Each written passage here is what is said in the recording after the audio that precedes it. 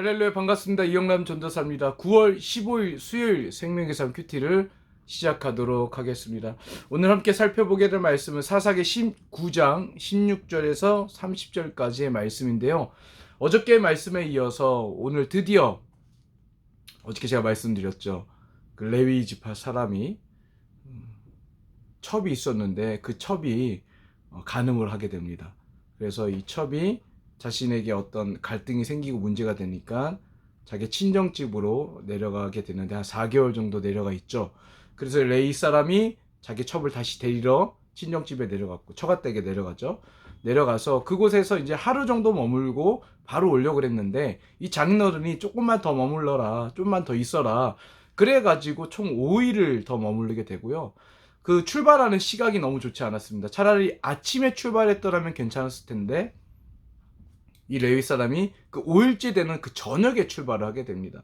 그러다 보니까 이제 막상 출발을 했는데 묵을 곳이 없는 거예요. 그래서 묵을 곳이 없어가지고 야, 이거 어떻게 되나. 그래서 이제 광장에서 헤매고 있었습니다. 그래서 주변 사람들에게도 우리가 지금 사정이 이러한데 우리가 좀 묵을 곳을 우리에게 좀 주시겠습니까? 그러니까 주변 사람들이 다 차갑게 우리 집에 머물 수 없어요. 막 그래가지고 광장에서 어떻게 해야 되나 헤매고 있을 때 그때 16절 저녁이 돼 한 노인이 일을 끝내고 들판에서 돌아오고 있었습니다. 그 사람은 에브라임 산간지대 출신으로 기브아에 살고 있는 사람이었습니다. 그곳 사람들은 베냐민 사람들이었습니다 하면서 그 노인이 와서 말을 걸어요. 당신 왜 광장에서 헤매고 있습니까? 당신 어디 사람이에요? 당신 어디 가고 있어요? 그래서 이제 이 레위 사람이 여차저차 설명을 하죠.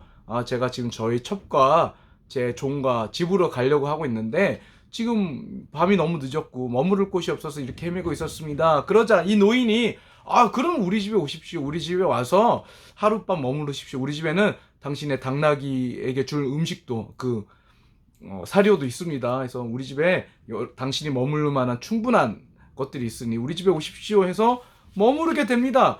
여기까지 봤을 때는 참 좋은데, 그런데 그날 밤에 이 동네의 건달들이 이 레위 사람이 첩을 데리고 그 노인의 집에 들어가는 걸 보게 돼요. 그래서 뭐라 그러냐면 이 동네 건달들이 그 노인의 집을 다 포위합니다. 그리고서는 당신의 집에 그 첩 여자 있지 않소? 그 여자 우리한테 내놔. 그 여자를 우리가 강간할 거라고 대놓고 이야기를 합니다. 자, 그러자 이 노인이 안 된다 그러죠. 아니요, 안 됩니다. 이 사람은 우리 집 손님이고 제발 그런 행동들 하지 마세요 라고 이야기를 합니다. 그러나 그게 됩니까? 이미 이 건달들은요, 수십 명의 건달들이 몰려와가지고 그 아까 전에 당신의 집에 들어왔던 그 레위 사람하고 그 첩 있지 않소? 그 첩 여자 내놔. 우리가 강간할 거다 이렇게 얘기합니다. 그래서 결국에는 그 건달들이 레위의 첩인 그 여자를 데리고 가서 거의 밤새도록 나쁜 행실을 하죠. 그리고 어떻게 됩니까? 다음날 해가 뜰 무렵에 그 노인네 집 앞에 그 여인을 버려두고 가요. 그리고 이 레이 사람도 참 잘못됐는데, 아니 자기의 아내가 첩이 그렇게 됐으면 어떻게든 달려가서 못하게 하든지 신고를 하든지 어떻게 했어야 됐는데 이 레이 사람도 그냥 자버려요. 자고 다음날 아침 일어나서 뭐라 그러는 줄 아십니까? 28절에 그가 그녀에게 지금 쓰러져 있는, 밤새도록 강간을 당하고 쓰러져 있는 자기 아내에게 가서 한다는 말이 28절에 그가 그녀에게 말했습니다. 일어나 가자. 그러나 아무 대답이 없었습니다. 그러자 그는 그녀를 당나귀에 싣고 출발해 그의 집으로 갔습니다. 그리고 더 충격적인 일이 무엇인지 아십니까? 아무래도 이 첩이 강간을 당하다가 죽은 것 같아요. 그러니까 이 레위 사람이 자기의 그 아내를 당나귀에 싣고 자기 집으로 가서 자기 아내의 시신을 12조각 냅니다. 그리고 어떻게 합니까? 각 이스라엘의 12지파에게 아내의 시신을 보내면서 내가 이런 일 당했다. 내가 이런 수치스러운 이런 엄청난 일을 당했다. 이거 어떻게 해야 되느냐? 이렇게 이야기가 시작되면서 이제 다음에 이어질 이야기들은 이 문제로 인해서 이스라엘 지파들끼리의 그 전쟁이 일어나는 내용이 이어지게 됩니다. 저는 오늘 말씀에 이렇게 큐티했으면 좋겠어요. 여러분들, 이런 일들, 정말 있을 수도 없는 일들이 왜 일어나게 되었을까요? 어저께 말씀드렸던 것처럼 이들의 삶, 이스라엘 백성들의 삶에 하나님이 없었기 때문에 그렇습니다. 오늘 생명의 삶 99페이지에 한 절 묵상해 보면 이런 글이 있습니다. 러시아의 문호 도스토옙스키는 하나님 없는 곳에서 모든 것이 허용된다라고 말한 바가 있어요. 그러니까 우리는요, 하나님이 없고 말씀이 없으면 더 자유로울 것 같잖아요. 오히려 하나님의 말씀이 우리를 조금 자유롭지 못하게 하는 것 같고, 그래서 이 러시아의 문호인 도스토옙스키가 말한 것처럼 하나님이 없으면 우리는 더 자유로울 수 있다. 말씀 이 사람 말이 틀린 게 아니에요.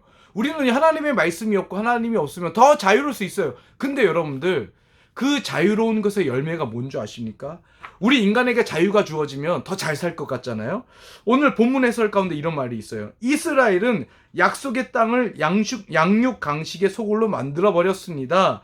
하나님이 없는 곳에, 하나님의 말씀이 없는 곳은 음란과 폭력이 가득할 수밖에 없다. 우리 모든 인간은요, 이 죄성을 갖고 있기 때문에 자유를 주면 더 잘 살고 더 서로 간에 더 이렇게 서로 이렇게 협력하며 살 것 같지만, 인간에게는 이 죄악이 있기 때문에 인간이 하나님을 떠나서 자유를 취하게 되면 오히려 그 안에는 폭력과 음란이 도사릴 수밖에 없다.